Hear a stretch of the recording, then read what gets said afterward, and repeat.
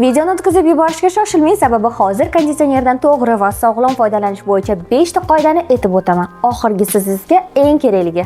Birinchisi va asosiysi, konditsionerning gradusini yoz faslida 22-25 gradus qilib qo'yish kerak. Qishda esa 20-22 gradus qilib qo'yganingizda sizga hech qanaqa shamollash ham bermaydi va konditsioner qiynalmasdan ishlaydi. Ikkinchisi, agar shamollab qolishni yoki bo'g'imlaringiz og'rib qolishini xohlamasangiz, konditsionerdagi havo oqimini to'g'ridan-to'g'ri o'zingizga qaratmang. Uni yoki tepaga yoki bo'lmasam devor tomonga qaratib qo'ying. Uchinchisi, uxlash vaqtingizda eko yoki sleep rejimidan foydalaning. Bu pastroq ishlashga yordam beradi. To'rtinchisi, agar xonadagi havo juda ham qurib ketganini his qilsangiz, darhol oyna va derazalarni ochib, xonani bir marta shamollatib olishni unutmang.